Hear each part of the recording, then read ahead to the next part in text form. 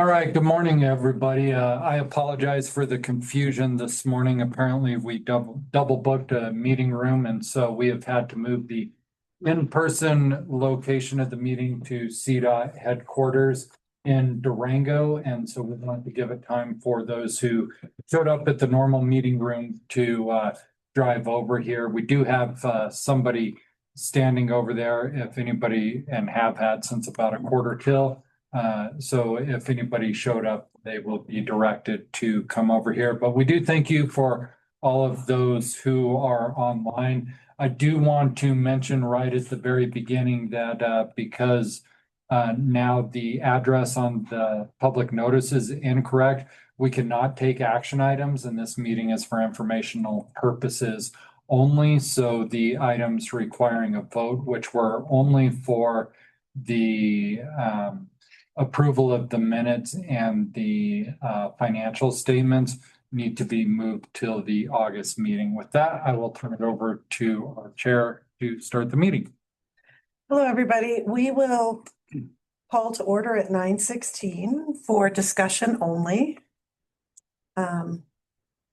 First item on the agenda is legislative updates, and then we will do introductions. So it looks like maybe Hannah is online for legislative updates.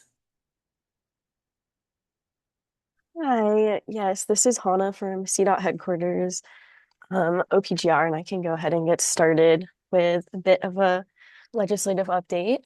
So yesterday was CDA, so the legislative session is officially complete for this year, which is very exciting.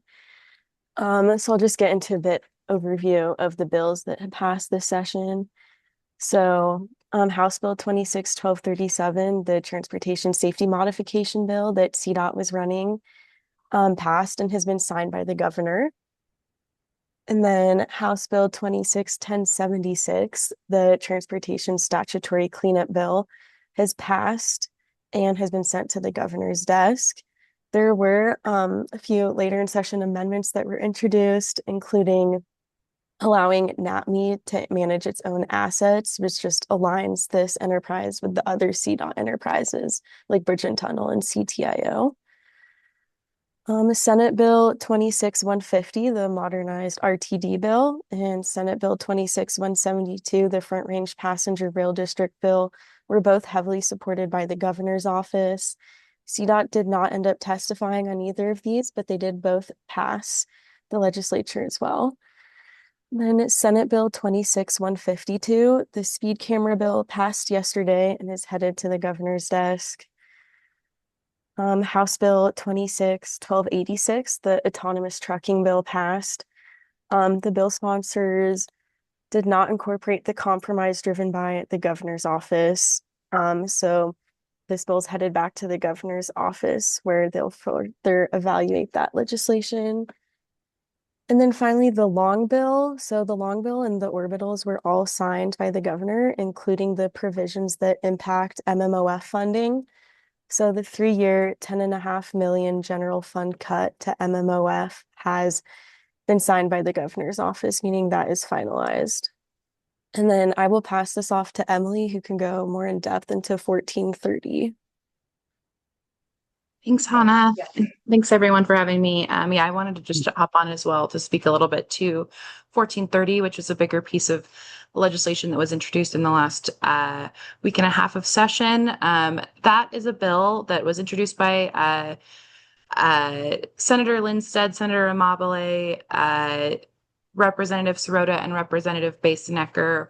It was intended to, I'd say, neutralize the potential impacts of Initiative 175 and also create a strategy and a path forward if that legislation does pass, so that the budget would be balanced in the upcoming fiscal year. So that is an initiative that would redirect $500 million of general fund to transportation, as well as potentially another $200 million in cash funds, which could create up to a $700 million deficit in the upcoming fiscal year budget, which the JBC just and the legislature just spent the last few months completing and sending to the governor. And so the thinking is, if that is going to potentially go into effect on January 1st, 2027, what is the strategy to have a balanced budget moving forward, and what is kind of the trigger? What the bill does is, if 175 does pass, then since that creates a significant amount of new revenue for transportation, the gas excise tax, as well as some of the registration fees and the road usage fee, would be reduced by an equal amount to the diversions that were sent to transportation in order to generate new room under the Tabor cap. The bill also would eliminate CDOT's general fund transfer of $100 million, as well as the payment that the Treasury makes to the debt holder of the 267 payments. And so that's another $100 million of general fund that would be freed up. And both of those would be backfilled with 175 revenue. It's a little bit convoluted, but essentially it does keep transportation net neutral for the next 3 years. And then after 3 years, those fees would be raised up again, and the legislature would have to determine, how to move forward. But the goal was to create a strategy to prevent significant cuts to Medicaid or K-12 or higher ed, which are kind of the 3 biggest recipients of state funds, and have a path forward if that legislation, or sorry, if that measure did pass the voters. There were a few additional provisions that were added in the final days of session to that bill. One is the creation of a transportation funding working group that has members appointed by the governor, the Speaker of the House, the President of the Senate, and both minority leaders to convene and discuss potential path forward in terms of new revenue sources and how we can come together to create a new sustainable funding path for transportation. That working group would only go into effect if the ballot measure is pulled by the proponents. So that is something that I believe they have a month to do. And then if that ballot measure does not move forward, the working group would then convene and would be administered by CDOT, but we would hire a outside facilitator to take on that workload.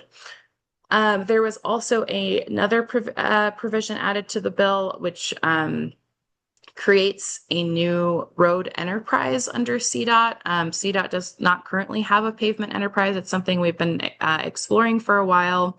It's not by any means a windfall of new funding. It's funded by existing oversized overweight fees, which are about $7.2 million a year that currently flow to CDOT. They would now be flowing to this new road enterprise.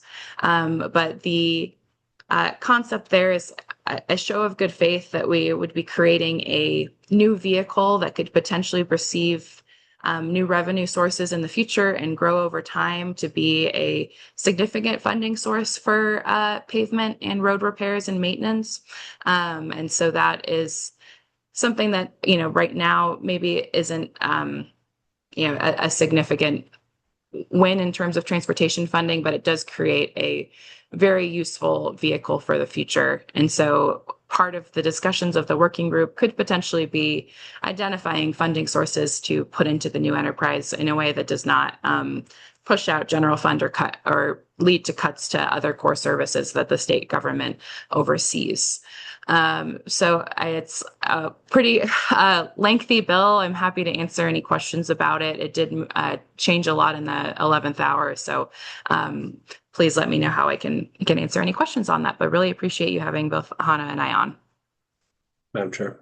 Yes. I have a question. Emily Matt Salk of LaPlata County. How are you doing? Doing great. Hi. Good. Does CDOT have a stance on 1430? Yes, we are supportive of the bill. It's a governor's office priority, and so it's not I wouldn't consider it a CDOT agency item and in the same way that the bills that Hannah mentioned are. But the 20 or so agencies under the governor's office only have one uniform position. And it was something that they supported in particular because of the potential cuts to other core services. And so that was a bill that all of us were supportive of.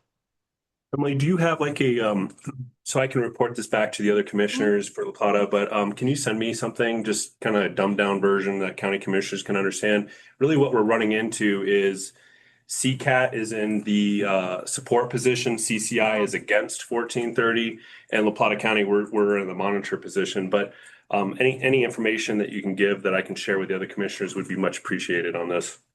Absolutely. Yeah, there is a fact sheet I can send that was speaks to the original makeup of the bill as well. I don't think we've put together a new fact sheet yet of everything that happened yesterday before the bill was passed, but Right. I think we can put together a few bullet points easily. Ultimately, what made us comfortable with the bill was that promise of a net neutral impact, that CDOT would not end up in a worse position than we would have been without the two measures. The way that works is because of the road usage fee trigger. It essentially acts as a lever that fee will move up and down depending on how much revenue is actually diverted as a result of the measure. So I do think that's a helpful guarantee that there would be mostly neutral impacts is that's always been the intention. And ultimately too, we do understand that we're operating it under a family of many other agencies. Some of the potential diversions that were identified in the fiscal note for 175 include potentially diverting Drive's cash fund revenue to the HUTF. That Drives is what funds the DMV under the Department of Revenue. They are the agency that collects all of the fees that fund transportation. So if they were defunded, that would put transportation in a very strange place, because who would be collecting the fees that are actually being diverted? And so we understand that we're all kind of operating together in one holistic budget. And so that's also what has made us comfortable with the bill. Okay, and then last, one more thing. Sorry for taking up the time here, but have you heard any rumors of a special session if 1430 is signed? Not necessarily if 1430 is signed. I think, I think there's always there's always a possibility of a special session in the future, but right now I think we're waiting to see if the ballot measure is pulled as a result of 1430. And so if that is pulled, then I doubt there'll be a special session. If not, I can't say that there would or wouldn't. Okay. But Okay. I was just curious if you're hearing anything up there. Okay, thank you.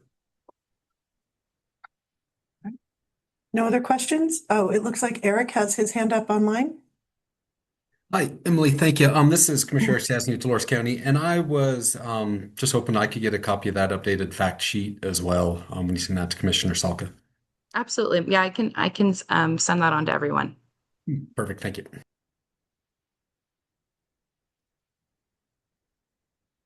All right.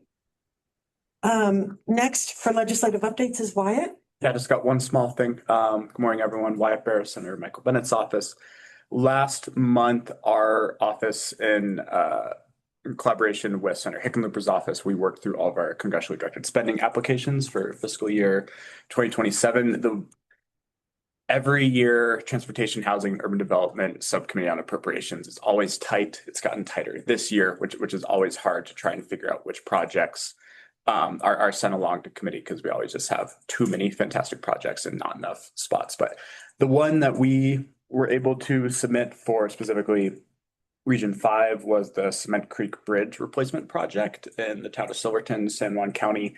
The requested amount is 2.4 million roughly. I know there's like more specific number. We're going to see and wait to hear back from THUD Subcommittee on Appropriations to see where that number, if it changes or not. We're probably not going to expect to hear any updates until late summer, maybe the fall, maybe later. It's hard to tell these days when we can expect to hear back from certain Senate committees on stuff. But we're excited about this project. We know this is a great need for San Juan County, given that they just don't have the funds to replace it themselves. So we'll continue to keep you updated on where it goes in the future.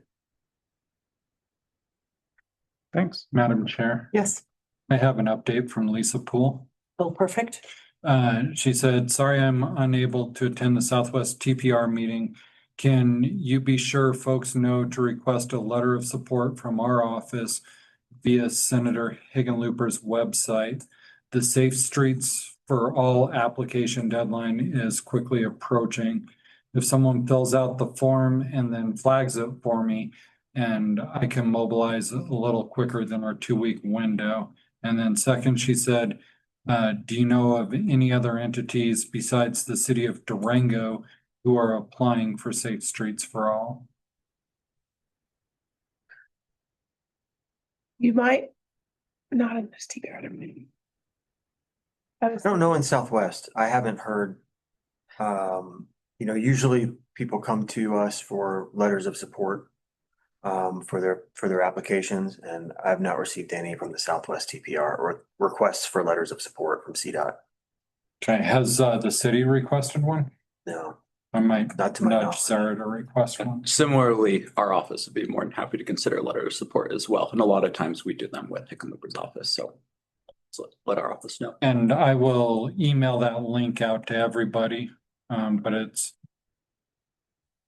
basically the senator.senate.gov/grants, whether it's Hickenlooper or Bennett. All right. Okay. Thank you, everybody. Next item is introductions. We'll start with introductions in the room and then go to introductions online. We'll start with Tim. Sure, I'm Tim Funk, CDOT Region 5 Planner. Matt Salka, Plata County Commissioner. Annie Altwork, CDOT Region 5 Multimodal and Transit Liaison. Wyatt Bear, Southwest Regional Representative for Senator Michael Bennett. Bridget McDougall, Region 5 Local Agency Engineer. Tony Katie, the Region 5 Planning and Environmental Manager. Heather Alvarez, Town of Mancos. Allison Barker, Region 9. Shaq Powers, Region 9. Shaq, do you want to? Sure. I'm going to call people out as I see you online. However, just know as people come on and off camera, it moves around the screen. So if I miss anybody, I apologize and I'll call for people I miss at the end. So Sanjeev Gupta. Hi, Sanjeev Gupta. I work for CDOT headquarters and I'm here with Colorado LTAP. Thank you. Kevin? Kevin Curry, I'm the Region 5 Program Engineer. Thank you. Commissioner Stasny? Eric Stasny, Dolores County Commissioner. Thank you. Waylon? Waylon Ryan, Town Manager in Ignacio. Thank you. Julie? Julie Constant, Region 5 Transportation Director. Thank you. Spencer? Spencer York, CDOT headquarters. Thank you. Heather? Heather Carlson, Director of Colorado LTAP. Thank you. Phil? Hi, all. Phil Von Hake, CDOT Planning Liaison. Thank you. Jean? I'm Jean Millard. I'm Colorado LTAP Special Project Coordinator. Thank you. Mandy? Mandy Brown, Southern New Indian Tribe Transportation Division. Thank you. Jay?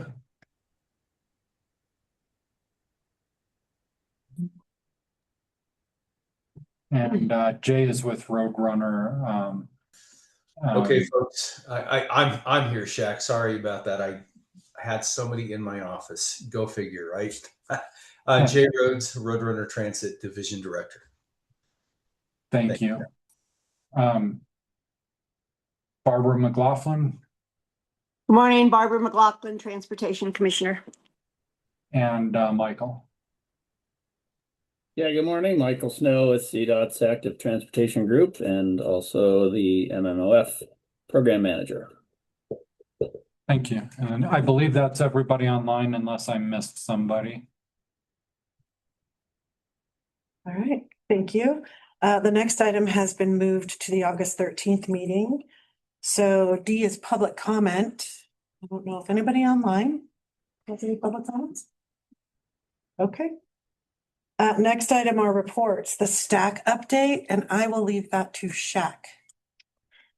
Yeah, so the last stack meeting was, let's see, we've had three stack meetings, but the last one was in person in Denver, followed by a TPR administrators meeting. Lots of heavy updates on the legislative side. And also I sent out to the TPR, I don't know what the deadline is, but CDOT headquarters is seeking feedback on how the planning process went last year. So if you've not yet taken that survey, please go ahead and do so. I probably should have made a note to myself of when the deadline is on that, but does anybody know off the top of their head? I don't, Shaq. Just take it. Don't worry about the deadline. Just get it done. And of course, concerns over funding and I believe we will be getting the update from Aaron soon, but the previous two stack meeting updates are in your packet. Next is the Transportation Commissioner report, Barbara McLaughlin. Good morning, everyone. I've had a couple of very fun days lately. Last week I went to I joined CDOT members gathering trash on the highway. People leave some really weird stuff out there, and plastic vodka bottles can be thrown further than beer cans. So I just thought, if you're looking for tossing suggestions, there's one.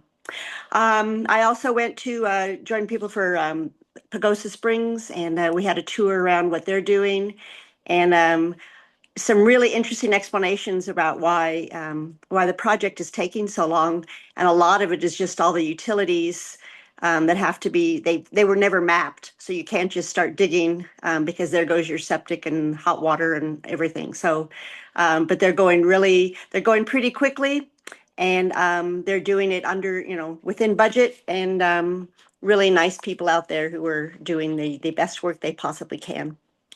We also took a tour of Elmore's Crossing and the Animal Bridge. Yesterday, I went to the CDOT Rodeo in Cortez. It's the western part of Region 5. And I actually drove a little tractor and didn't kill anyone, so I was very happy with that. And I'll try the snowplow next year. But really amazing people who are working out there. So I'm happy to be a part of this. So thanks. Thank you, Barbara. Commissioner McLaughlin, Yes. based on the litter control that you were doing along the highways, and thank you for doing that. What would you say that says about the sobriety of drivers on our roads?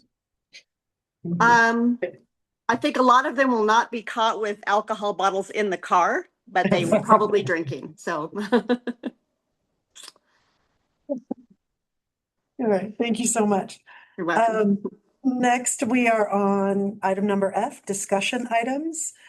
First item is Front Range Community College Local Technical Assistance Program, Jean. And Jean, you should be able to share your screen. Yeah, and Heather's going to show the presentation and start for us. Okay. Yeah. Can everybody see and hear? We can, thank you. Okay, great. Well, thanks so much for giving us a little bit of time. We wanted to stop in and let you know about some exciting things that are happening with Colorado LTAP and some of the resources that we're hoping to be able to provide more of to your region. So today we'll be talking through kind of Colorado LTAP for those of you that aren't familiar with it as a resource center as well as training program, the Highway Maintenance Management degree program, the Safety Circuit Rider program, and then the project funding and support that we offer as well. So diving into it, for those of you that aren't familiar with Colorado LTAP, we are a federal grant program funded by the Federal Highway Administration in partnership with CDOT, and we are tasked with bringing resources to all of Colorado's local agencies in the realm of public works, road and bridge, and streets crews. We do this primarily in three ways: information exchange, technical assistance, and workforce development. To talk a little bit about that, we'll start with the information exchange, just making sure that our agencies within Colorado are up to date with the latest technology, the conversation that's happening within the industry, nation and international wide, and then also how we're solving problems. You know, all of us are working with limited budgets and trying to solve a lot of the same problems. So if somebody comes up with a really good idea, we want to make sure that that idea gets disseminated to all of the neighbors in the other agencies. Technical assistance, I'm just going to touch on for a little bit because Jean and Sanjeev are going to talk through those in more depth. But what I do want to call your attention to is first our equipment loan program. We have a number of items that we loan out just like a library. So if you have a need for a sign or a pavement striping retroreflectometer, any non-nuclear asphalt density gauges or traffic counters, we have those. You can just request them from us, then we'll meet somewhere. I call it a sketchy parking lot trunk swap because that's usually what it is. We meet somewhere in the middle and swap the equipment. Then once you're done with it, we do the same thing in reverse and bring it back. But it really helps with limiting budget expenses in purchasing equipment that you may not need all of the time. You might use annually or semi-annually. I do also want to highlight that only about half the states in the country have a safety circuit rider program. So this is something that really we should be taking advantage of and is a really special resource for us. And we are the only LTAP in the country that has a special projects and funding coordinator. We're the only one. LTAP exists in every single state and Puerto Rico. So that's one of our proud, I guess, bragging rights. One thing you may know us best for is workforce development. So we have three kind of flagship programs we offer. Road Scholar 1, which is really entry level into the industry, no prior knowledge necessary. Road Scholar 2 builds more on that, kind of mid-career, dives into some different topics in depth. And then we have our supervisory skills and development program, which is really focused on transitioning from being part of the crew to leading the crew and beyond. And it's, your management skills and liabilities and that kind of stuff. Colorado also received a STIC grant in the past, and we established the Road and Bridge Institute. This is a 3-week intensive that is absolutely free for individuals not already within the industry, and they can get their Road Scholar 1 along with a lot of other certifications to help provide some viable candidates to our local agencies to fill a lot of those empty roles. What we found throughout the implementation of the Road and Bridge Institute is that people were already in the industry were really interested in just completing their training instead of kind of taking it a la carte over a year or two. They wanted to just knock it out. And so we actually just graduated our largest cohort of Road and Bridge graduates. And the majority of them were from a local agency who just wanted to kind of get it all done at once. To give you an idea of what it looks like or the scale of our program, these are 2025 numbers. We'll see just between 2,000 and 2,500 participants come through our trainings. We have 2 seasons. We do trainings in the spring and in the fall, trying to get to the crews in their shoulder seasons. And so really 6 months of training, we're going to see over 2,000 participants coming through our trainings. You can see in the bottom left, we will offer just over 100 days of training, and that's across 40 to 50 different types of training. So quite a varied offering. And then if you look at the second box under the annual attendance statistics, you can see that over half of our participants, or just about half, are that entry level, that Road Scholar 1, and that's just getting them safety on the job and the basics and the foundation so that they can do their job safely and efficiently. We've also seen significant growth year over year in our registrations from our agencies. And while you might say, well, you only have 39% of counties that are represented in your trainings or 33% of municipalities, that's still over 100 different agencies that are engaged with our trainings. So, I hear Durango, La Plata, Pagosa Springs, we come down there every year. We know Reese and they always are kind to host us. And just bragging rights for your TPR. We've had a number of motor grader classes down there.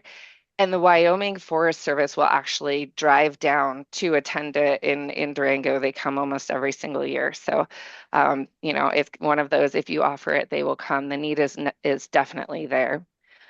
Sue Belargin was not able to join us today, but one of the coolest things about our program and why we are currently situated at Front Range Community College is that participants can parlay their education through Colorado LTAP into college credit. We have a number of courses that we offer, and our classes are typically one-day courses that they can translate into college credit into the Highway Maintenance Management degree program. This is the only program like it in the country. It's an associate's program. It's all online and it's all self-paced. And it also awards credit for what a lot of these maintainers and operators already have experience with. So their CDL, their FEMA courses. You'll see that Road Scholar 1 up there and a lot of our other things. Sue, who is the director of the program, is really focused on giving people credit for what they already know and making this an approachable program that can help with succession planning and career development. One of the things I didn't mention earlier is that we see a lot of agencies that will take our Road Scholar programs, and it's a plug and play for a career progression model. So they will say, okay, you can't promote from a Tech 1 to a Tech 2 until you finish your Road Scholar 1. And it's easy. We're a low-cost carrier because we're a grant program. And if you give us a space, we'll bring the trainer to you. We provide everything. And then we also track all of the credits. The profiles are all on our LMS. And then we can also provide that pathway into higher education as they have interest and desire. So I think I covered everything, but if you have any questions, I'll take them at the end. Right now, I'm going to pass it over to my colleague, Sanjeev. Thank you, Heather. So what the Safety Circuit Rider program can provide is a lot of the stuff that you've probably typically gotten from your Region 5 CDOT folks. Jennifer Allison and Julie Constant have done an amazing job keeping the part of the state safe. But I can supplement that with crash history, traffic volumes. We can do road safety audits if any of that comes out of your SS4A grants or comprehensive safety action plans. And if you're applying for funding, you know, I can help calculate cost benefit analysis of your proposed improvements. Next slide, Gene. So looking at the Southwest region approximately, this is all traffic fatalities, and that's from the state fatal crash data. Things in Southwest are improving dramatically. So you guys are doing something right down there. This is on system and off system. And if you look at the next slide, please. Off system's declining even faster. So I would love to meet with any of your counties or municipalities to see what changes you've made in the last 5 or so years, because I would like to duplicate this in other parts of the state. And we look at a few of the crashes. Impairment was mentioned earlier. Occupant protection, wearing helmets. Unfortunately, 2 of those off-system fatalities included motorcycles. Next slide, please. And this is an approximate look at the Southwest TPR, and it shows the serious injuries and fatal crashes in the area. Among 23 fatal crashes over there from 2021 to 2025, you know, 40 of them, as we mentioned earlier, involved alcohol, 43 overturning, 44 were hitting a fixed object. And if I could meet with communities, or if you'd like me to come meet with your community, I would love to do a deep dive and show this kind of data as a conversation starting point to truly understand what you guys are doing right and whether those solutions can be implemented in other parts of the state. Again, from headquarters, I'm not going to be as valuable a resource as Jennifer Allison and Julie Constant, but I'm more than happy to get on the road and meet with you and supplement all the everybody's efforts, because it really does take a village to make sure the traveling public is as safe as they can be with the resources we have. Thank you. Thanks, Sanjeev. Now we'll pass it over to the only one in the country, our Special Projects and Funding Coordinator, Jean. Thank you, Heather. Before I start, I just want to point out that under the technical assistance, this service is absolutely free, and we're here to support you in all the local agencies. Next slide, Heather. If you've got an idea for a project, we don't like to have you spend time figuring out, is this project, I got to go to CDOT, do I go to USDA, do I go to DOLA? We try to make it easy for you. So if you've got an idea for a project, just go ahead and reach out to me, and I will work to pull in all the resources to bring to the meeting so we can determine the right funding for your project. Next slide. I have a checklist kind of for my process, and once you reach out to me, and you can go on our website and fill out the request form, and then what I'll do is send you a form. I need to understand what your current situation is, what's your problem statement, what's success look like to you, what's your objective.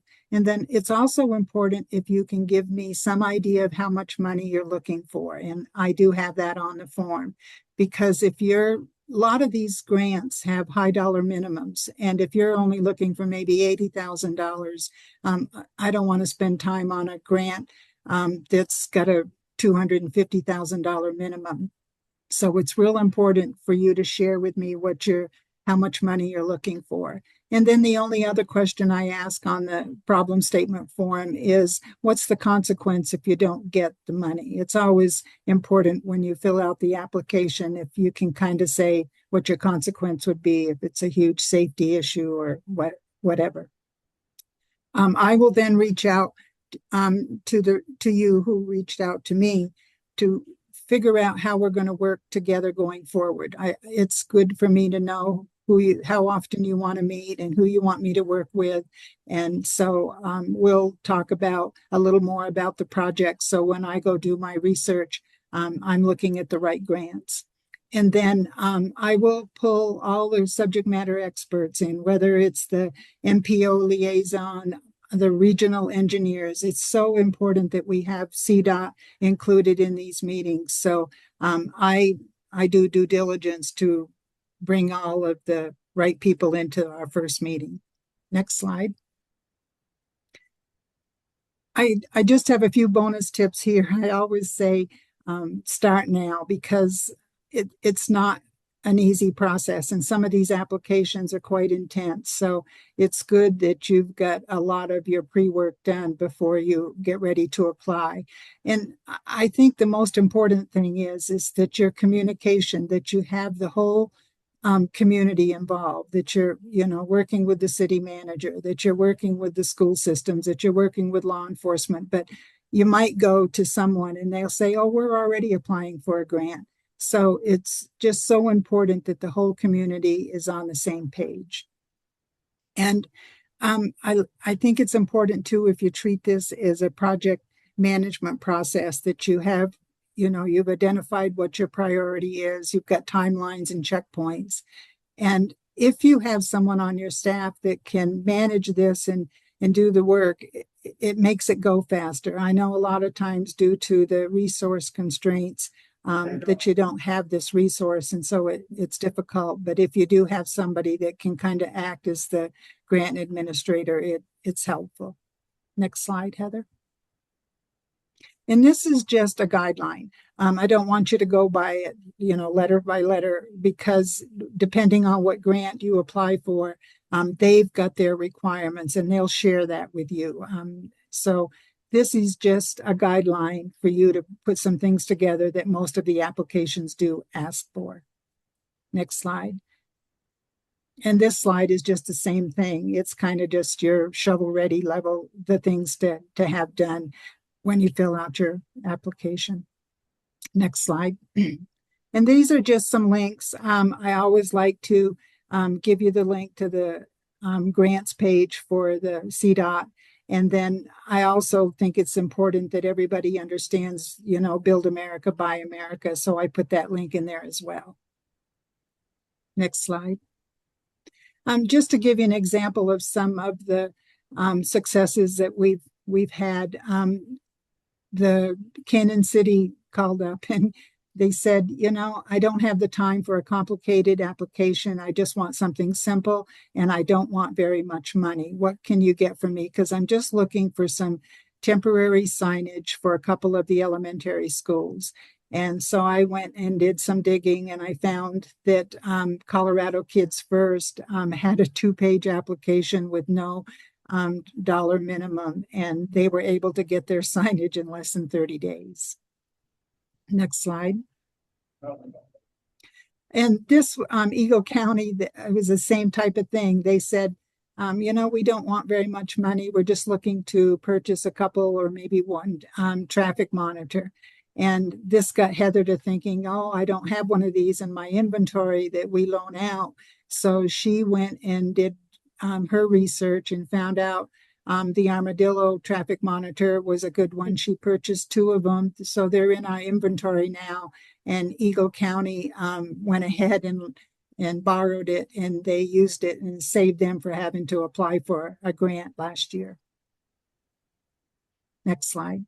And again, I just want to say all these services are absolutely free. Please reach out to us. We're here to support you. And I thank you for your time. Any questions? Thank you. Okay, thank you. Does anybody online have any questions? I don't see any hands raised. Okay. Yes, Matt Salka County for La Plata County. Mr. Gupta, you talked about the fatalities in our region have gone down. Can we just tie that to CDOT's improvements with crossings, intersections, lane changes, et cetera? It's hard to say exactly why things happen, but the more we invest in communities and the more the safety culture improves, the better things get. And again, you're very fortunate in Region 5 to have such a good working relationship with CDOT. I'd like to claim victory and say this improvement saved this many lives, but those before and after studies take a longer timeline sometimes to truly work out. But I would say yes. Okay, perfect. Thank you. Because we see it physically wherever we're located in the region. CDOT improved a Bayfield intersection a couple of years ago, and at least from what I recall, was speaking with Julie, is that that wrecks have decreased significantly. So just appreciate our ongoing, continuing updating these areas. So unfortunately, we can't solve all the problems with wrecks. Can't stop stupid decisions. So we can find ways to do that with changing lanes or intersections. So great. Thank you. Great work, everyone. Does that mean that based on the amount of improvements that Pagosa will be the safest town in the state? Yes, it will. It will be all worth it. That's our goal. And the happiest. And just to again say, regardless of the improvements that CDOT's doing on the state highways, I'd like to also remind folks that a lot of our crashes are occurring on local roads and county roads that CDOT doesn't have as much influence on, but those residents certainly need the same amount of support. So it is a big picture, and we want 0 fatalities in the Southwest TPR. All right. Thank you. Next item on the discussion agenda is the 10-year plan update. Tim.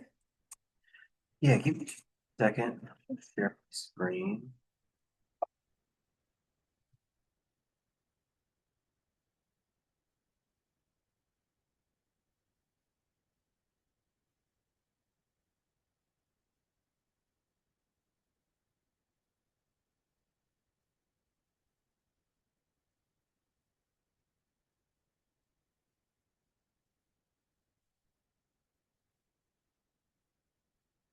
Okay, hopefully.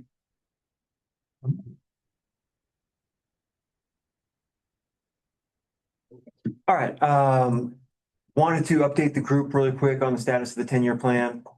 I think when we all met last, we told you it was going to be approved by now. It's not yet, but we anticipate that it will be approved 1 week from today at the Transportation Commission meeting. So that's, I guess, the first update is that it's not finalized yet. That shouldn't really affect anything as far as us, delay in funding. The new funds were fiscal year 27, so we would get those in July 1st of 2026. So we're still on pace for that.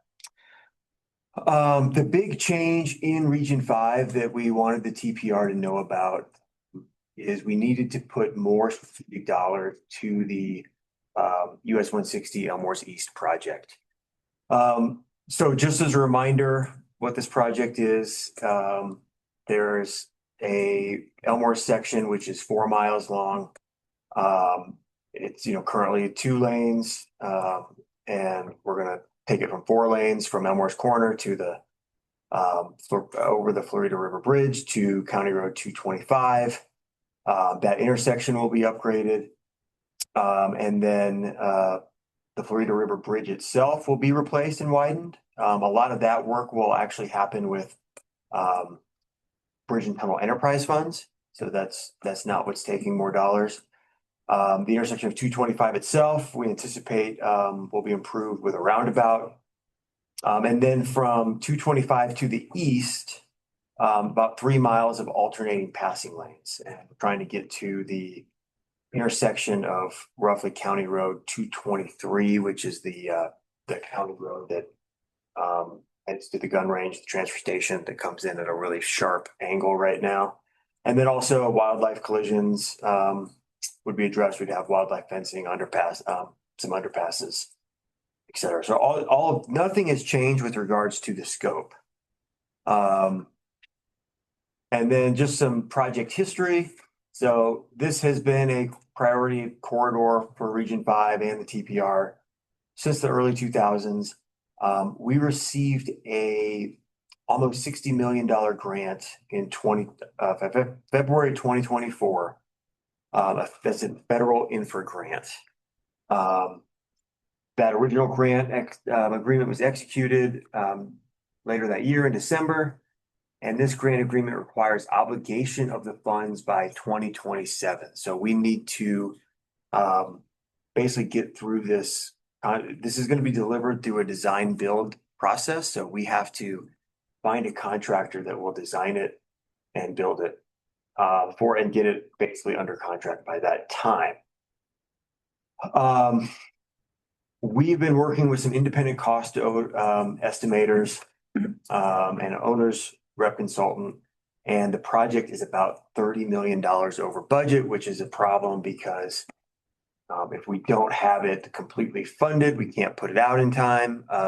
And like we said with the grant, the grant agreement, we've got to get the funds obligated by 2027. So the current timeline is we're looking for a final request for proposal from potential bidders on this project in June. The proposals would be due in October, and then after that, we would award the project and obligate the funds by 2027. So we basically needed $30 million. And if we didn't get that $30 million, we were at risk of losing that $60 million federal dollars. So we first looked at ways to reduce scope a little bit. And some of the things we've tried and are going to do is reduce the width of the shoulders from 10 feet to 8 feet. The two-way left turn lanes from 16 to 14. Side slopes from 6-to-1 to 4-to-1. All of this, just a little bit less fill material, a little bit less asphalt with all of those things. Reducing the height of the wildlife underpasses by 1 foot. That doesn't sound like much, but it actually is quite a bit on the cost side. The bridge itself, we'd remove some of the end monuments. Some flexibility on the walls that we'd be installing. And then the passing lanes also, we'd reduce the shoulders and the side, or make the side slopes a little bit steeper. But even after these reductions, we were still hitting that $30 million over. So the first place that we're going to take some of this money from is the next project to the east. which is the Dry Creek Passing Lanes and Mobility Project. We were hoping to, and we're still hoping to kind of do these projects together.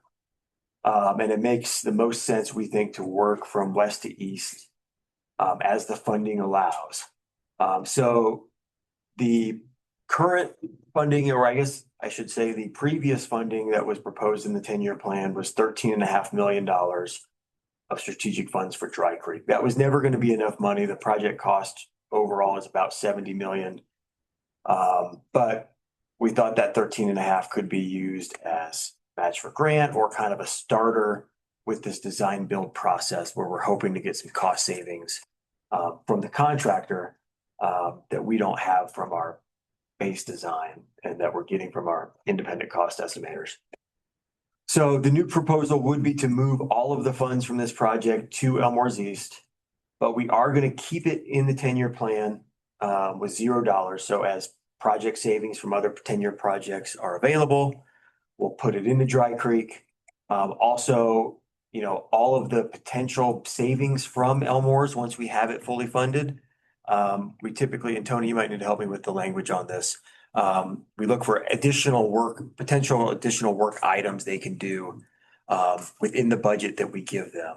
And we would identify those items as basically Dry Creek scope. So did I just explain that correctly? Absolutely. So we're not bailing on Dry Creek by any means, but we do need to get all of the funding into Elmore so we can put it out to bid. And then hopefully that also allows us to do Dry Creek. The other project that we are going to remove 10-year funds from, although it's not a project where it doesn't mean we're not going to do it, is the Highway 151 project.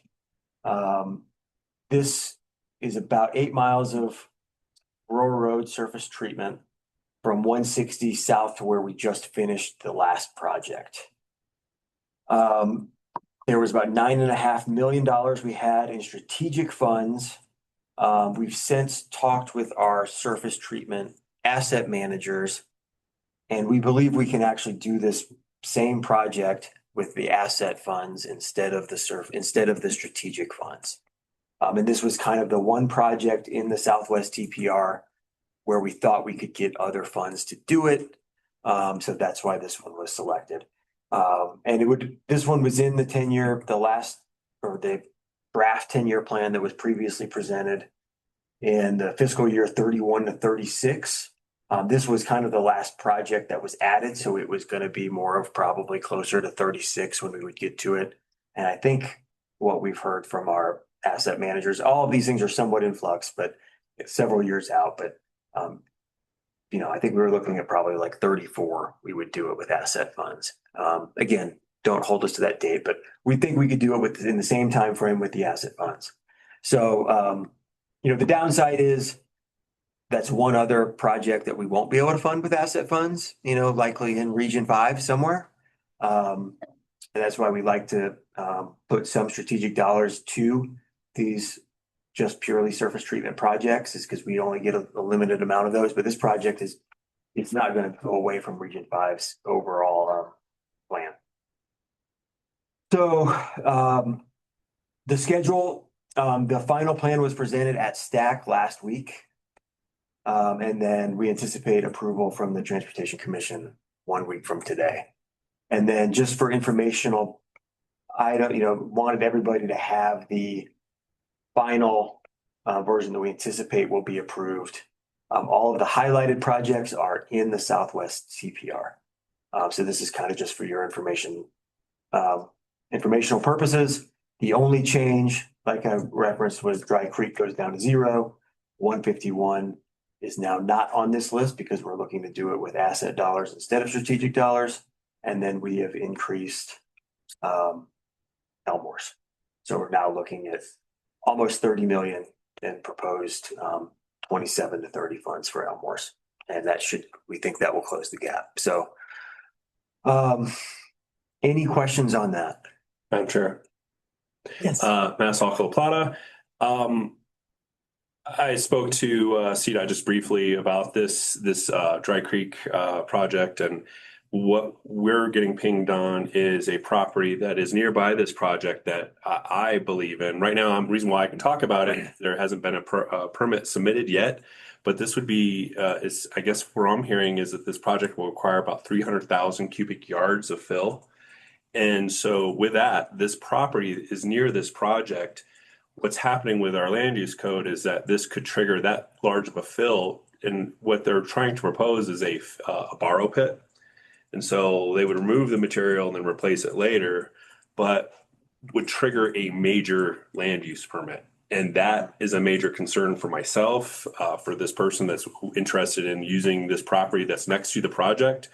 I see it as a benefit with less trucks on our roads, for county roads, for highways. What I would like to do is get someone at CDOT. We can sit down and speak on this. I see this as a statewide importance. So there's triggers that we could maybe not go around our code, but will help streamline it and make this permitting process quicker. And so I would like to get those people at CDOT to the table with myself and our manager to speak, and our land use planner director, because time is of essence and I just want to make sure we can move this forward. So whoever, let's get together, let's talk about this. Yep. Sounds good. Okay.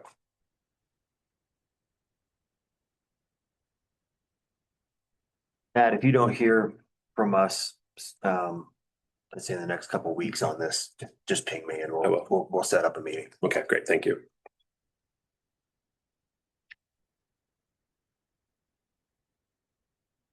All right, that's it on 10-year plan. Okay. Next item for discussion is the TAP update. Annie? Share my screen.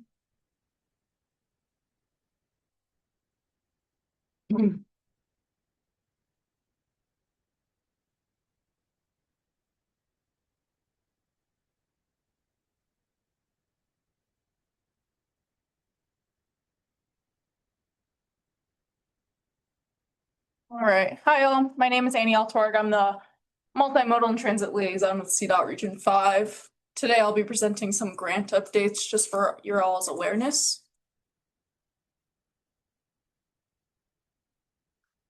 So just an overview before I begin, I just want to make sure you all are aware of some of the CDOT funding programs that we offer.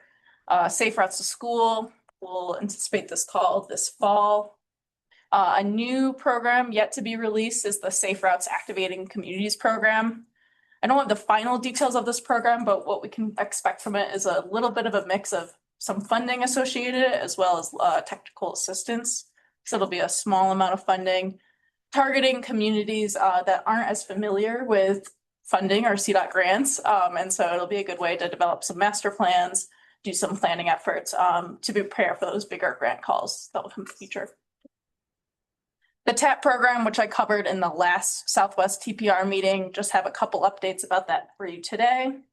HSIP, which just closed and wrapped up, and then MMOF, which we'll hear from Michael on later. On the federal side with USDOT, we have the SS4A call is now open, and I'll just touch a little bit on that. And then these are some of the other programs that we've seen in the past. I'll also do a brief note on the FLAP call as that's coming up very soon. So for Safe Streets and Roads for All, this application is open and it closes May 26th. So as Wyatt and some other people covered in today's meeting, there's a website and a way to submit letters of support from CDOT and from our senators. And then these are just some tips that we've got right off the USDOT website of, making sure that you follow the NOFO. They really do use that as a way to score the applications as they are competitive, especially in the implementation phase. And then just making sure that you have your high project preparedness and then the benefits that'll come from the project.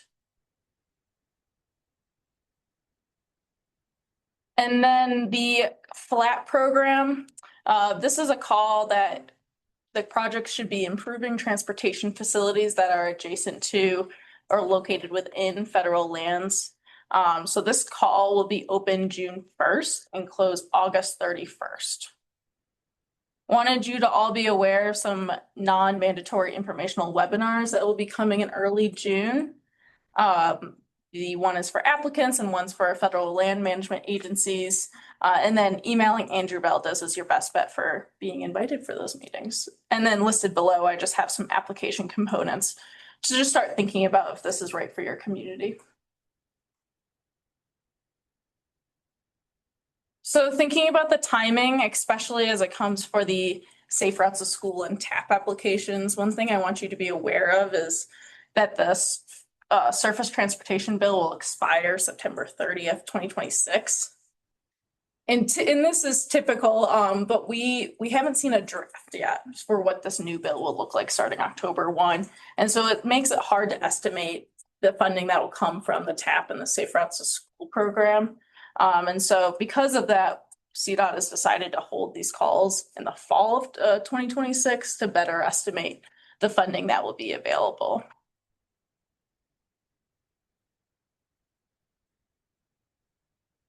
Touching on the TAP call, last time I gave you the update, it'll be fall of 2026. We have narrowed it down. We are expecting it in October. Last time for the call, we've usually done this spring. So just noting that this is a couple seasons later than we've usually had it. Once we see the draft of the bill, hopefully, and we have a better idea, we can develop that NOFO. We're hoping to have some more updates about the project this summer as well. So new to the TAP application, I really wanted to cover some items. First up is the neighborhood center. So this is a voluntary designation. It is not required for your community to have. However, it can help out with scoring points as we draft the scoring rubric for TAP. And so this is a way to work with DOLA, and it applies to the TAP call as well as the Safe Routes to School call of designating your community as a neighborhood center. Best way to think of a neighborhood center is really the small town America Main Street model. And so it's having your streets that have multiple uses on it, pedestrian bike safety, and you can work with DOLA on the application.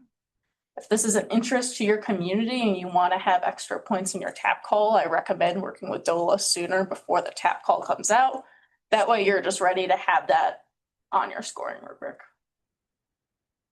Yeah, and just to add context there, we think most of the cities and towns in Southwest TPR probably already have everything they would need to qualify as a neighborhood center. They just have to reach out to DOLA to get like officially confirmed as such. And like Annie said, the scoring is not complete, but we anticipate that the communities that do that will get extra points on their application. So if you're considering applying for TAP, we strongly encourage everybody to go ahead and get this neighborhood center designation. Yep. So this is also part of the strategic growth law. So this one's not voluntary like the last one was. This was signed into law. And basically it requires compliance with 7 laws. And DOLA has a website with that compliance dashboard where you can go and find your community to determine if you're compliant or not. I will say most communities just naturally are compliant. You have to go out of your way to be incompliant. But just wanted to check and make sure that you're aware of this because it affects not only some of the CDOT grants, but grants across different state agencies or across different agencies. So. Yeah, and I did a quick look, and I think I would again encourage everybody to confirm for themselves that they're not listed as out of compliance for anything. But I did a quick look for Southwest TPR, and it looked like every community was in compliance or assumed to be in compliance. So I think we're good. But again, I would strongly encourage everybody to just, if you are planning on applying for TAP, just have a look at this dashboard and just confirm that that's the case. Real quick, Annie, can you tell us the difference between the green and the gray highlighted cells? So the green ones is assumed compliance, where there's a measure, there's something that, shows that you actually are compliant. There's a lot of communities that the laws aren't really applicable for. And so that's just kind of, you're not gonna lose any points from tab, you're gonna continue to get extra points. The really only way you wouldn't get the extra points is if you're purposely incompliant. But what is the question? And so it might have some more information. I don't know on that Shaq's question was answered though, as far as the difference between the green and the gray. Yeah, I can answer that. Some of the reporting deadlines have not passed yet. So generally with most of those, the gray means that the reporting requirements have not come along. So some of these are due at the end of this year, some of them due at the end of 2027. So gray means that is not due yet, and it has not been determined whether it's compliant as of yet. I'm going to ask another follow-up question, and this may be above everybody's pay grade in this room, and I'm fully willing to accept that as an answer. But if, say, SB 24-174, which only applies to communities of 1,000 or more, so if Silverton applies for something, they don't get bonus points for having they're not out of compliance, but they're not required to comply. But another town who is required and did comply gets those points. Does that inadvertently put the smaller community at a disadvantage? So my understanding is compliance is compliance. Okay. Whatever it takes to be in compliance, all of the communities that are in compliance, same. Are viewed the same, at least through the TAP lens. Okay. I will. Yeah, and I'll just add most small towns are not going to be applicable for the housing needs assessment. Silverton is not applicable. It really mostly applies to MPO areas. Yeah, so they're really looking at the dashboard. The only communities that are out of compliant are on the Front Range, and so so far, Region 5, we haven't seen any. Yeah, so if you have any questions, I'd say Spencer is your best contact. He knows the ins and outs, working closely with DOLA. He's leaving us. Well, Spencer's getting a new job at CDOT that involves this exact stuff. Correct, Spencer? Yeah. So I've recently been promoted to the land use and Main Streets planner. So I work very closely with DOLA. So if there are questions on any of the neighborhood centers or strategic growth compliance laws, I'm a good contact for that. And I can get anyone in touch with the DOLA team that administers these things. And in terms of how that's going to look for Southwest TPR, we will be hiring a new liaison, and I'll be training them and bring them out and introducing them to everyone hopefully soon. Congrats, Spencer. We're really happy to have you in this new role and helping out with this, serving as a liaison with DOLA as well with these compliance growth laws or strategic growth laws. Yeah, any other questions on the neighborhood centers and these strategic growth laws before we move on? All right, another opportunity I wanted to share with you all is the bicycle and pedestrian facility design training. That'll take place in Durango at the Doubletree Hotel on June 4th and 5th. The bike or the pedestrian one will be on June 4th, and then you're supposed to take the bicycle one following the pedestrian one on June 5th. This is free, and it is a really great opportunity to work with CDOT, but it's also consultant led, and the consultants are really work closely with the developers of ASHO and create out of the box opportunities to improve bike and ped safety and attractiveness within your town. So I recommend it. It is 2 full days. And then the website has additional information. And I'm seeing that's not hyperlinked here, so I'll make sure I send that website for Shaq to send along to you all. And if you have any questions on that, I'm happy to answer them. This is really free for outside of CDOT staff too? Okay. Well, yeah, so I would, obviously all of the cities, towns, counties in Region 5, most of you guys have engineers on your staff, right? All of that requires training time to keep their PEs, keep their EITs that are trying to become PEs. So all of that requires continuing education, and CDOT sounds like we're paying for some structures to come down and give some free training. So something to pass along to your staff. Yeah, I'm hoping to see, I think at the training this year, we'll see a wide range. We'll see CDOT staff, we'll see advocates, we'll see local government, we'll see consultants. So it'll be a really well-rounded training. Another resource I wanted to share is CDOT has created a sub-recipient grant support unit. This is new as of last couple of years. And this is just to better support local agencies that receive CDOT funding.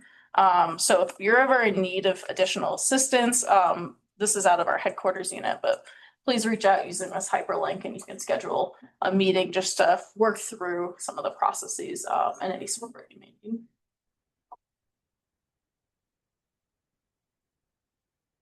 And then some takeaways, especially as it comes to preparing for the TAP call, taking the training can help prepare better applications, understanding, your wants and needs for the strategic growth laws, as well as your interest in the neighborhood centers, making sure that you have a proper budget set up for it, and then understanding your priorities with your region. And then we'll do the scoring committee vote for the Southwest TPR in August. And yeah, I have some additional slides that I included in the packet in this presentation that really goes over what I covered last time, which is, what projects are eligible for the TAP call, what does your time on the scoring committee look like?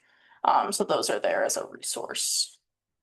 And then the last thing I'll plug. Well, before you go move away up this, Annie, just a reminder, so in August, this TPR is going to have to nominate a TPR member to serve on the scoring committee. Last time we did the call, Sarah did it. She's not here today, but yeah, last time it was the chairs. I also was point out that you can apply for TAP and be on the scoring committee. We'll have a process in place to avoid conflict of interest. Basically, you won't be able to score your own application. But don't think that being on the scoring committee would prohibit you from applying for TAP. If anything, I think being on the scoring committee would help you be ready to prepare and submit a really good TAP application, because you're going to kind of know what the scoring committee is going to be looking for. Even if you're, can't score your own project, you certainly will get educated in TAP enough to hopefully be a benefit. So that's kind of the plug. I know we're asking for some volunteer time, or staff time, depending on the member. But yeah, in August, we're going to be asking for some nominations for that and then a vote. So it will be an action item. And any questions on that, in the meantime, after this meeting, we're happy to work with you and understand if you're a good fit or if it's of interest. And then the last thing that I wanted to plug is, I know the City of Durango will probably cover this in the round robin, but CDOT is participating with the City of Durango on the Clean Commute Day, June 17th. We'll be tabling at Animas City Park. So that is coming up and we're really excited to participate again. And then this email, of course, you can always reach out to me at Region 5, but this email also goes to a lot of our active transportation staff at headquarters, and they have a wide knowledge base on these grant programs. And so this resource is also here with you. Any questions? Any questions online? No. Okay. Any questions in the room? Thank you, Annie. Next item on the agenda for discussion is the MMOF update. Michael?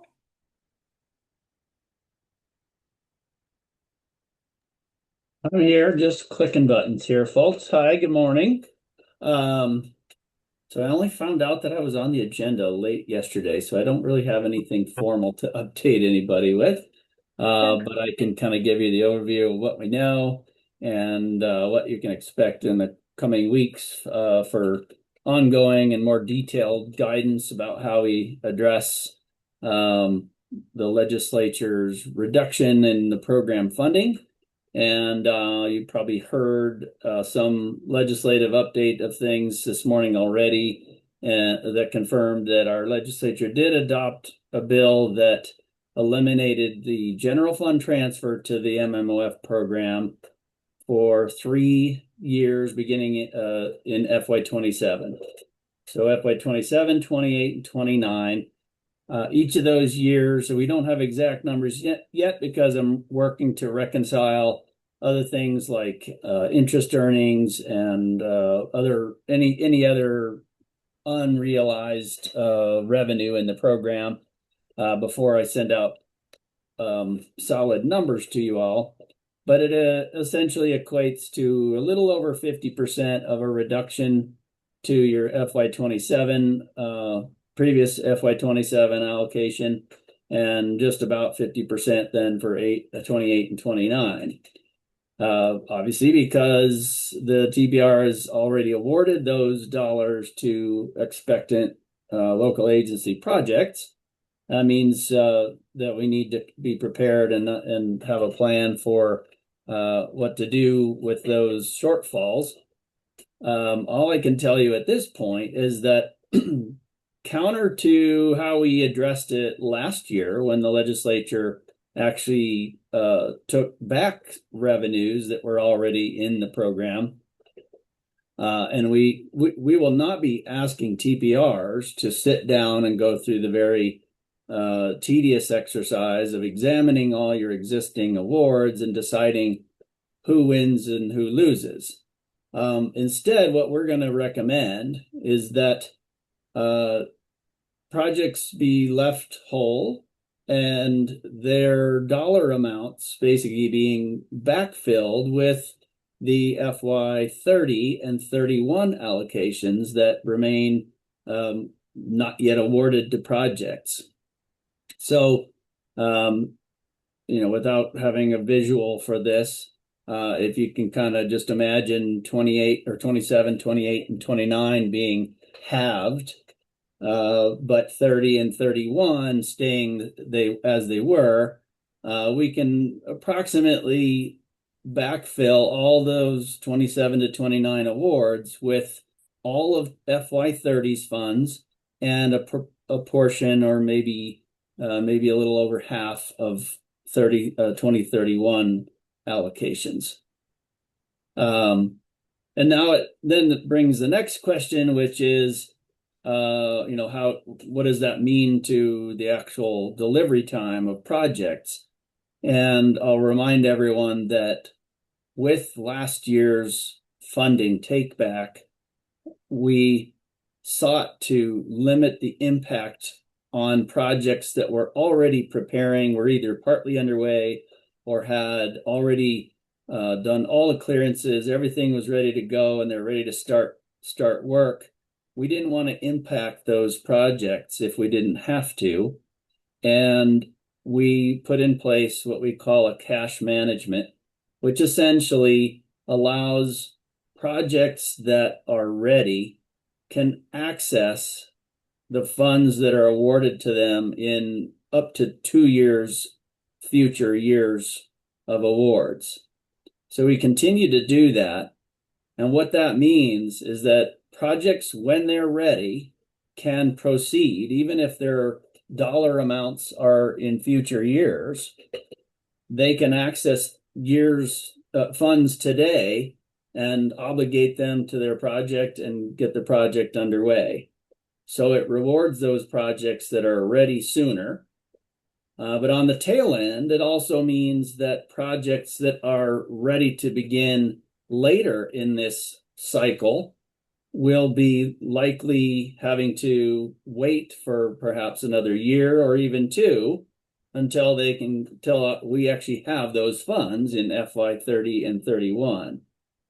So there's a lot that'll be coming out to all of you, and we have a lot of work to do internally to determine and provide as best we can a sort of a schedule that we would see as when the funds would likely be available to the long portfolio of projects throughout the state. Anyway, so again, the just a reminder that the TPR is the award-making agency, right? So it is up to the TPR to decide if how you handle this. We're not recommending you necessarily delay or reduce or completely cancel any awards. We don't feel you actually have to. That said, some projects may actually find that they're in a situation where, for whatever reason, they may actually decide to return some awards, and that's always, up to that agency. But we don't feel that the TPR, as the awarding agency, has to necessarily do that on their own accord. So, questions or anything else I can? Michael, I'll add a little bit more context specific to the Southwest TPR. So there are 4 projects that have funding in these years where Michael's talking about where the TPR is awarded funds. They are the Durango microtransit project awarded to the city of Durango. Secaucus Roadrunner, their vehicle maintenance facility. The town of Silverton's Blair Street restoration project. And then the TPR had voted to give the balance to Pass Mesa Verde segments C and D. So, Michael has indicated we don't know exactly what these numbers are going to be yet, but I think that it's good news what he described, and that the FY, or at least I think it's good news that the FY 30-31 can backfill these projects, and the TPR doesn't necessarily have to delay or cut any of these awards. But I think that's the good news. The bad news is then obviously the TPR can't do a call for projects in 30 and 31 because those funds are now going here. So I think that will be a decision. And Michael, correct me if I'm wrong, that each TPR is going to probably have to probably vote on when we get the new numbers is, do they want to go with this approach of using the future unawarded funds to make these projects whole? Or do they want to potentially cut some of these awards, new call for projects in 30 and 31?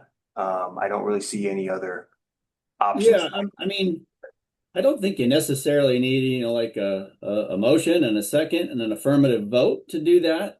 Okay. I think if you discussed it and decide to not take any other alternative action, we'll simply assume that that's how we're going to handle, the existing slate of awards and projects, right? We'll do as we are recommending, and the way we're going to be using our cash management strategy to enable projects when they're ready. So it's kind of, it doesn't make a big difference how you do that. You mentioned a few projects. Tim, weren't those the ones that you just mentioned? Weren't those the ones that were reallocated the ARPA funds that had been returned? No. Some of them may have got, some of them got a little from that, but those were standalone projects that did get some of the, I think Paths to Mesa Verde got some of, if not all of, let's see. of the Yeah, the microtransit, I'm just looking at the fund. Durango is Be definitely committed. They currently have funds in 26, 27, 28. The Secaucus project has their funds awarded in 28. Blair Street is 26, 27. I think they were in both, Michael. That might be the source of confusion there. And then same with Pass Mesa Verde. They were in both also, but this would be segment C and D, and it is 28 and 29. Okay. What they got with the last call. That was not the ARPA. I mean, two things. That's going to be spent this year. Yep. Sorry. I mean, two things that Tim kind of highlights, and that is what we're talking about here is only the state funds in the program, right? None of the ARPA and the state funds that refinanced a bunch of the ARPA dollars. Those are not what we're talking about. Those dollars are solid. They're stable. They aren't being changed or touched. They still have their expirations at the end of this year. So none of that changes. But the example Tim gives of those projects illustrates perfectly how this works. And that is that when a project is ready, right, ready, quote unquote, to begin a phase of a project, CDOT makes it possible for that project to move ahead by encumbering, and this is a legal action taken on the IGA where we say, we've now encumbered these dollars for this phase of the project. Once they have that could be that they've encumbered dollars that were awarded in 27, 28, something like that. But we encumbered 2026 funds to make that possible. And once that awardee and project has those funds encumbered and they are essentially underway with that phase of the project, those are not going to be, it's not going to change, right? Those are the projects that are now utilizing the available funds. They're not at risk simply because the 27 and 28 funding years have now been reduced. So once they have that you're safe and can proceed and your funds aren't going away. Now I say that now, and it would really take something for the legislature to, let's say, next year come back and say, yeah, not only are we cutting more funding, but we're actually going to take back a whole bunch of funds that are already contractually committed to projects. I suppose they could do that, but the advice we would be telling them is that you are opening up the state of Colorado for a very, very long list of lawsuits, right? And it's really, really out there to even consider that. But I want to make sure folks understand that, because the comments I hear or the questions I get as the legislature has been considering these cuts is, oh my God, is CDOT going to cut my project? And this would be coming from a local agency who's literally in the middle of doing a project, and their funds are identified in the IGA and encumbered in that option letter. And so, I just want to make sure everybody understands that when you're at that state of project implementation, you're really safe.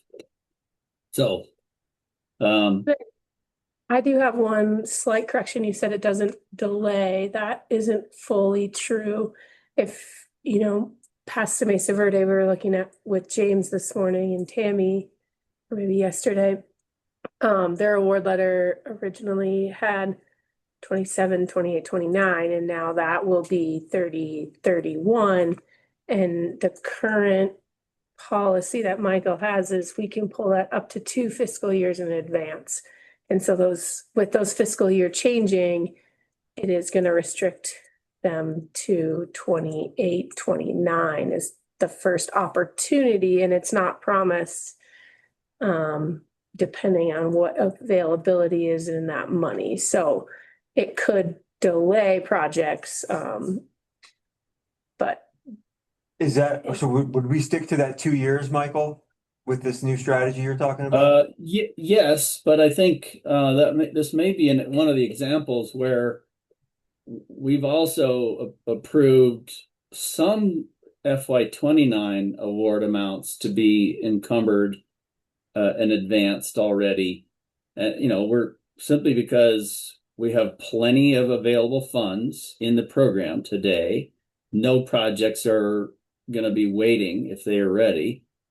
And so it's safe to just make it, an advance of 3 years out, when that fiscal year actually, come July 1, you're now it's only 2 years out to FY29, right? So we're only talking about a 2-3 month period here. So in some cases, we've already advanced 3 years of awards to some projects, just knowing that it's not going to impact anybody. If a better example would be, let's roll forward the calendar by 14 months, and it's now June of, it's late June of 2027. And we are finally running out of available funds. And meaning we've used up and obligated all of the funds up through 2026, that is fiscal year 26, and we've obligated the fiscal year 2027. And the next project comes up and says, we want to move ahead, but we're out of funds. They would actually have to wait until we have the funds appropriated in July for that next fiscal year. Hard for me to demonstrate this just through talking, but there's going to come a time when projects may say, well, we're going to be ready on this date, but we're going to know that we will have already run out of the available funds, and we're going to have to tell them, you won't actually be able to start on that date. You'll have to wait. And it could be that they have to wait until the next July 1, when we have another fiscal year of funds appropriated, or it could be that they have to wait 2 years, or not 2 years, but rather a year after July, that upcoming July 1. I really believe that it's going to be a very, very small number of projects that see any kind of delay. And I say that simply because of, now overseeing this program for the last almost 7 years.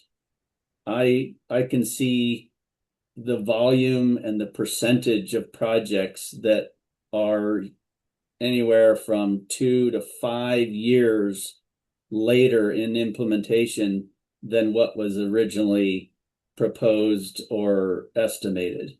So there's just a lot of, that's just the reality. It takes a long time to make infrastructure projects ready and to get it all together. And I think that is going to enable us to always have a bit of funding available for projects that are quicker to the table and ready to go. So anyway, I've probably said more than I need to. You can expect some more details. I'll provide updated allocation tables to the regions and a little bit more in-depth discussion around this at the June 4th stack meeting. And with that, Shaq, I'll send to you a new table and perhaps some explanation for what this looks like dollars wise. And that would also tell you how much of, yes, you can assume all of FY30 is going to be spoken for, but FY31, it'll tell you, are there any dollars in your 2031 allocation that you could award to new projects?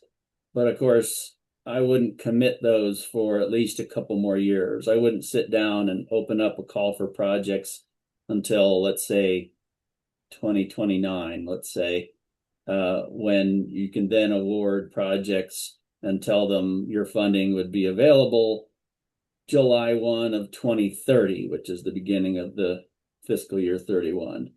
That makes sense. So more guidance coming and more detailed numbers that will answer some of these questions. So something I want to throw out there, thank you, Michael. And I don't know that we'll get an answer, and I realize this is repetitive from things I said at the stack meeting last week, but originally we didn't allocate too far into the future, and the Colorado General Assembly said, hey, these funds aren't allocated, CDOT's not using them, so we're going to take them back to the general fund. So to get ahead of that, we changed strategy and allocated things in advance so that the legislature could see that these funds were encumbered, and then they clawed them back anyway. And that's not the fault of the TPR. It's not the fault of any staff at CDOT. That's just elected officials doing what elected officials do. But for consideration for the TPR, members and other electeds who may still be in position when 2029 rolls around, what strategies can we adopt to try to safeguard some of that funding so that in 29 we're not having the same discussion around this table? Yeah. Jack, honestly, I think my answer is going to be a challenging one, and that is, and I recognize this after a number of years of doing this, is that TPRs can do a lot more to hold your member agencies accountable to the pace of their project delivery. Honestly, there's little CDOT can do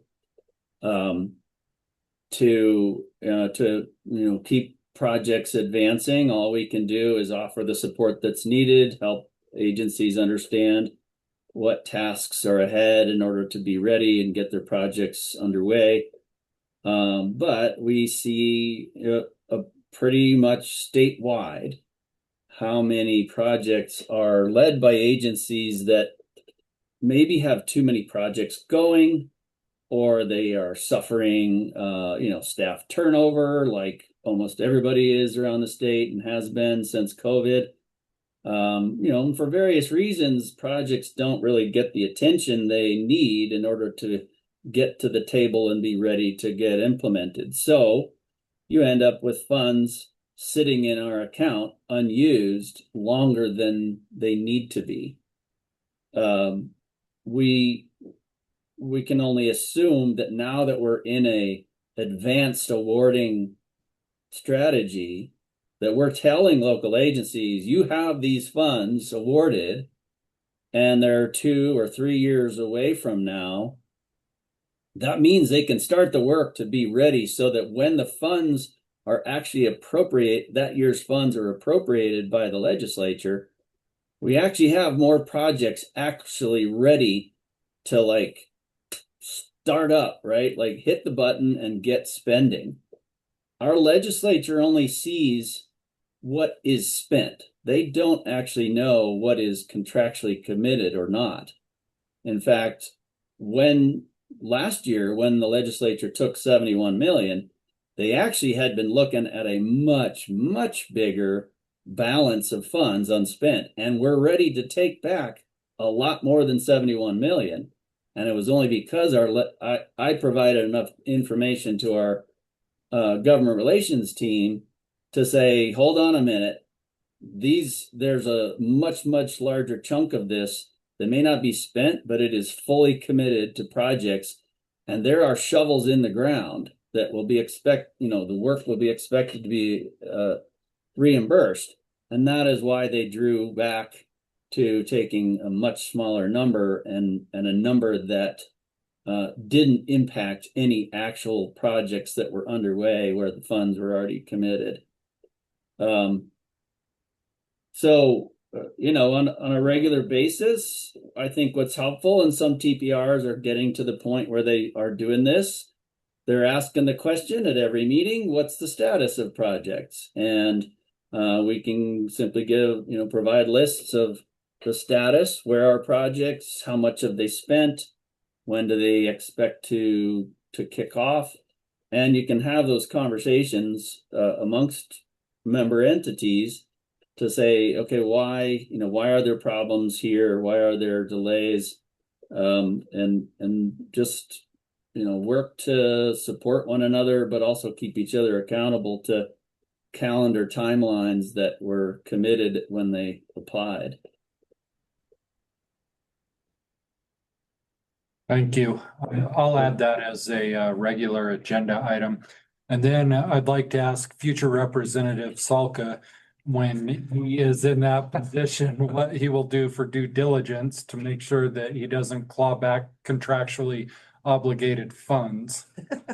Well, thank you for the voluntold. Is that a yes? I could do it. Yeah, it depends on the schedule though. When? Yeah. Yeah, and yeah, we can talk about that. Okay. I have no problem with that. Good. Okay. I don't see any hands up online. I think we're good. Thank you very much, Michael. Yep, appreciate Other it. announcements, Tim? Any other announcements? I think we actually covered those in Annie's presentation. One of them was going to be Spencer moving on. And just as a heads up that, yeah, we're going to start the interview process for Spencer's replacement. I think relatively soon. I don't know if it's posted. I think it is posted. But I'll be involved in the interviews and we'll hopefully get somebody good. But yeah, Spencer's not obviously completely gone from CDOT and he'll still be a resource. And then the other announcement was the bike ped trainings that Annie had. So. Okay, perfect. Next items are CDOT reports and Kevin and John are not here. The information is in the, oh, I'm sorry. There you go, Kevin. I I apologize. am here You are live. there. So Not in person. you are up for construction updates. Are you going to bring it up on the screen or do I need to? Either way, whatever you prefer. Why don't you go ahead and bring it up, Shaq? That would be great.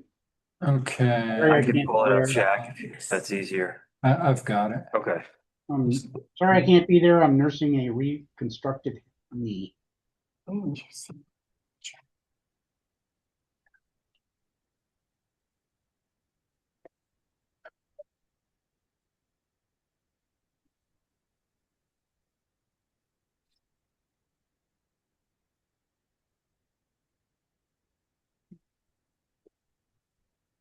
All right. I believe everybody should be able to see the screen online. See it?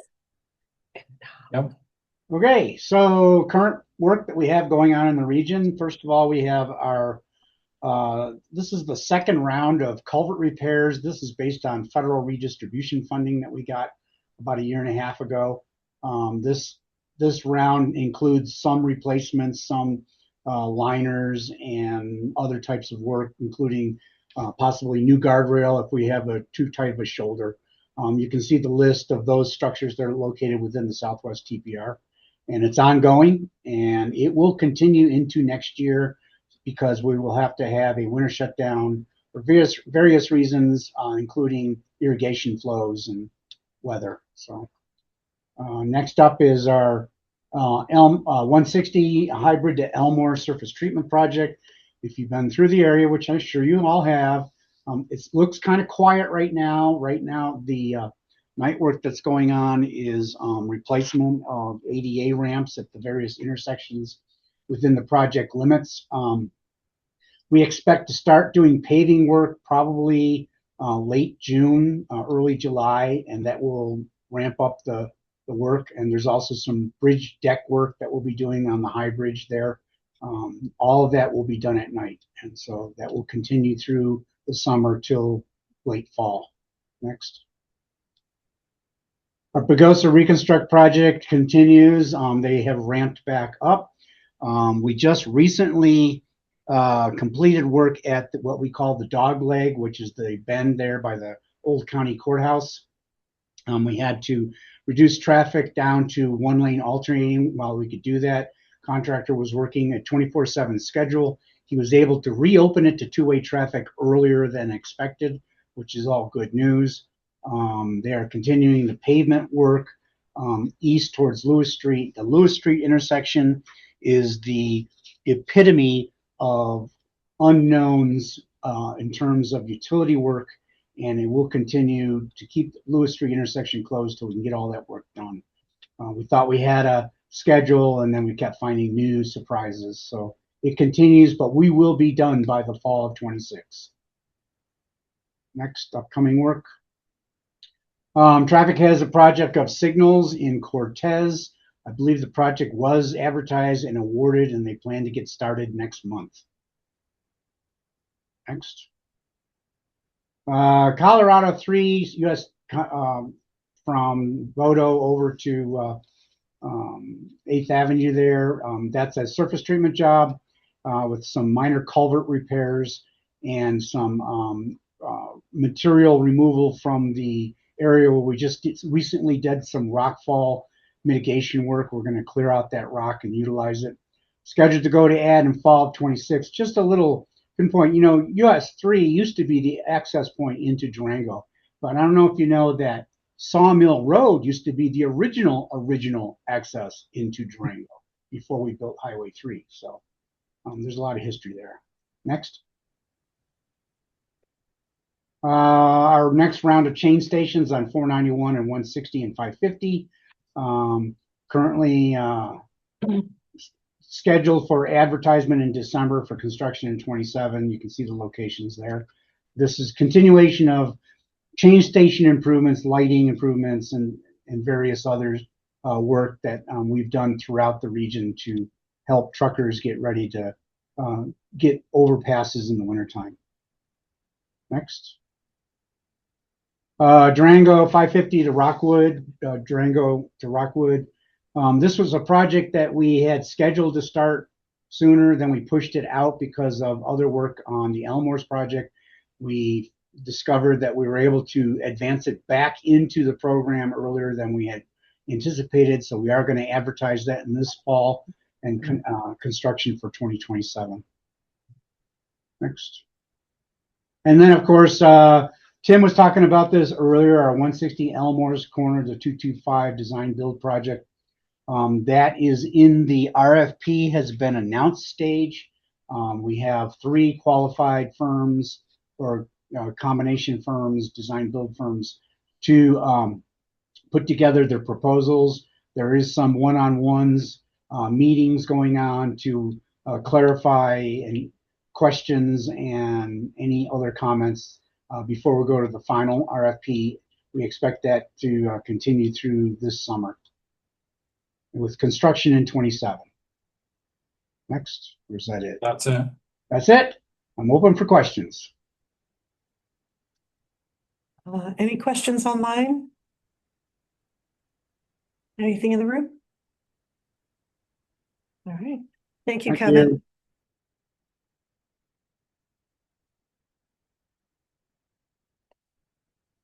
I can, yeah, we don't have John Missouri today, so I can jump into the maintenance updates.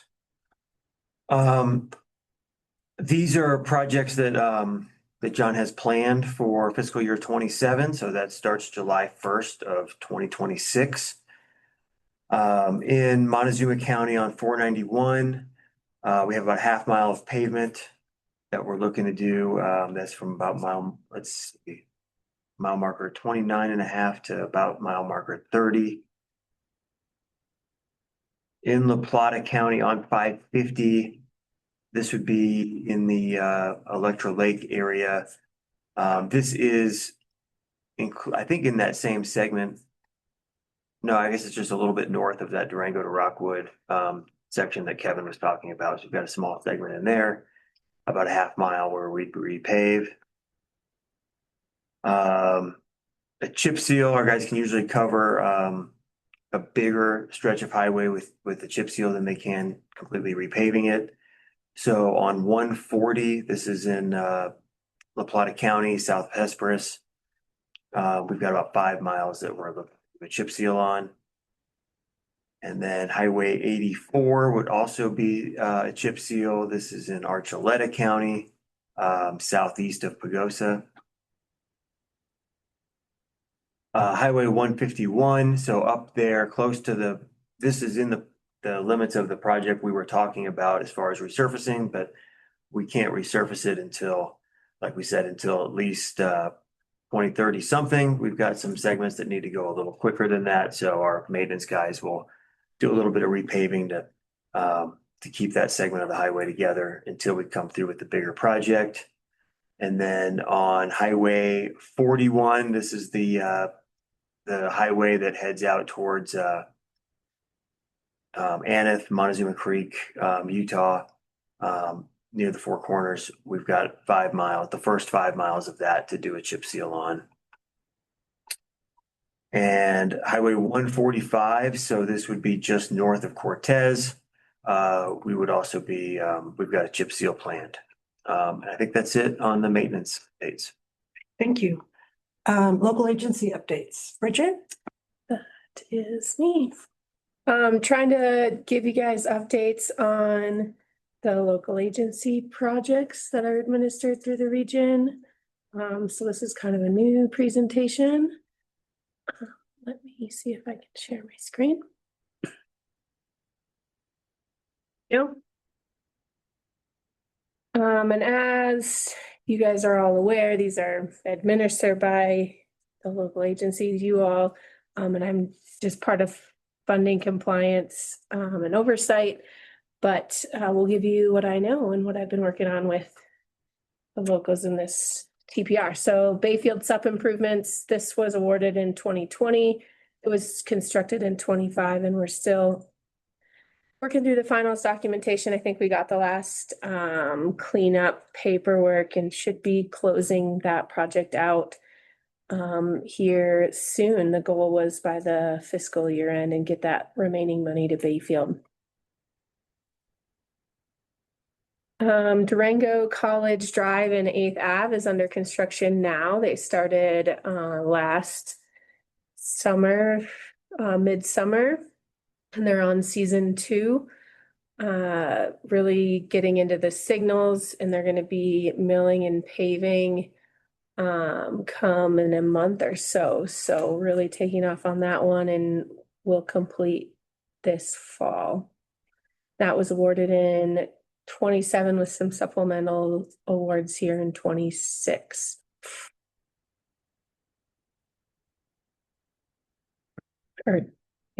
Durango Rusa Ave. This was a TAP project awarded in 2016. They went out for bids recently, and Durango is working on awarding the project to the low bidder, with construction kicking off here this summer. So really excited to see that one through.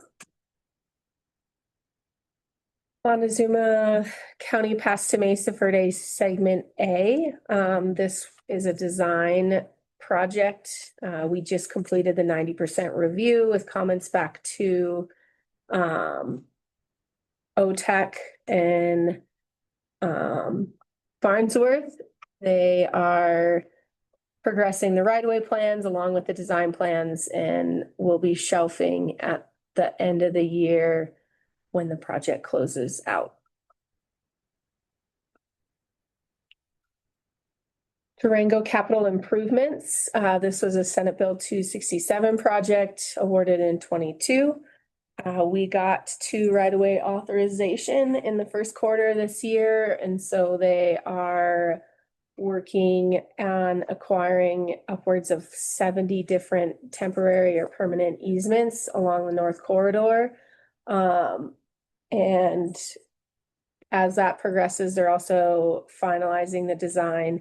And I believe we're working hard to get into a 27 construction with an ad late this fall. And SCH is working on that. Pagosa Town to Lakes Trail. This was a CMAQ award from 23.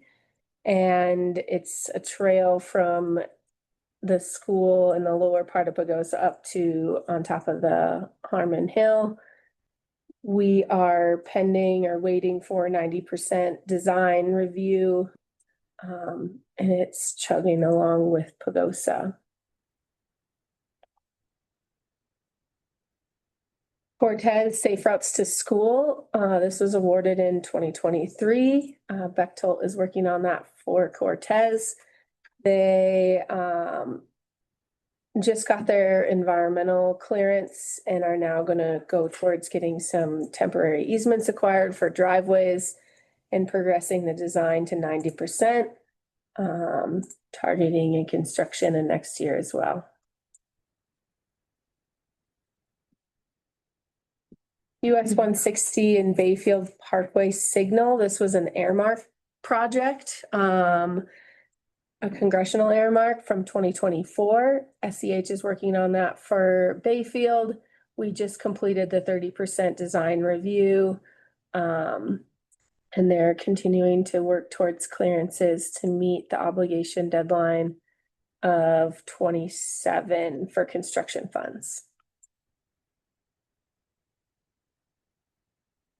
Pagosa First Street Pedbridge is a MMOF award from 22. Davis Engineering is working on that for Pagosa. They just submitted 30% design, I think, a few weeks ago with a meeting pending the first part of June. So design is moving along on that one. Silverton Blair Street. This is a combination tap with MMOF awarded in 23. They went through the consultant selection process and selected PST Engineering.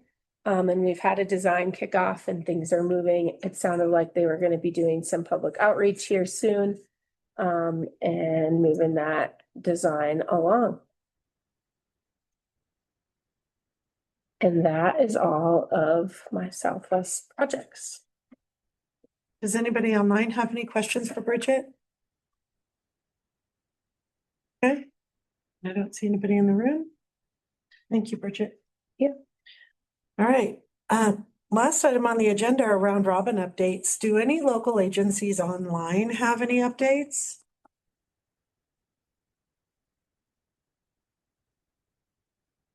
No. Anybody in the room? Madam Chair, yep. We just hired our new Public Works Director, Dwayne Truitt. So looking forward to him. He has an engineering experience, so I think we can keep things still in-house on the Road and Bridge Department. But we also purchased a paving machine as well as a crack and seal machine. We'll be slapping 1A stickers all over it to let people know where that money came from. Appreciate the voters that said yes on our 1A sales tax increase, because this is what we'll be able to put more of a priority onto our infrastructure. And so looking forward to seeing those out there. Nice. All right. That takes us to adjournment. Right. No motion or second on that. Thanks, everybody online. 11:11. All right.